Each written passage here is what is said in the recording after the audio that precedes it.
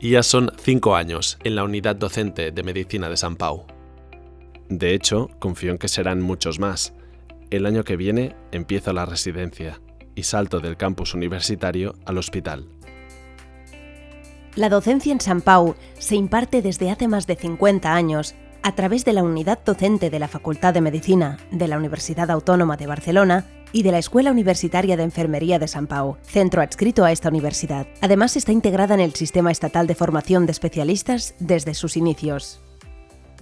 Esta es Patricia. Este año acabamos nuestra etapa universitaria. Ella ha hecho su formación en la Escuela de Enfermería de Sant Pau y confiamos en poder reencontrarnos, haciendo nuestras especialidades en el hospital.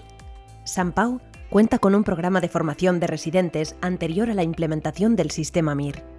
Actualmente está acreditado para la formación de 40 especialidades de diferentes titulaciones y tiene una plantilla de más de 300 residentes. Dado que es un hospital de alta complejidad, el residente puede formarse de manera global sin necesidad de hacer parte de su itinerario en centros externos. Su programa de rotaciones se complementa con formación en investigación y actividades docentes estructuradas, con una creciente relevancia de las actividades de simulación clínica y habilidades.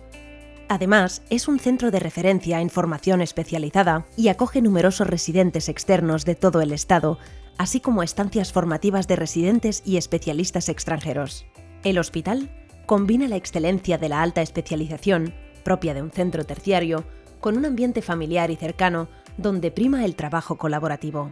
Participa también en la formación de posgrado, en múltiples maestrías universitarias y cursos de superespecialización.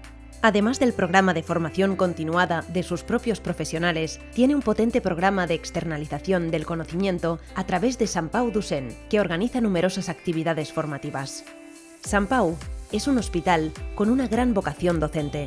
Es céntrico, grande y a la vez cercano, un centro terciario donde se imparte docencia universitaria de grado y de posgrado, formación sanitaria especializada y formación continuada. Un modelo de docencia que quiere fomentar, armonizar y priorizar las diferentes acciones formativas para favorecer la profesionalización y la innovación. Y ahora, disculpadme, llego tarde a clase.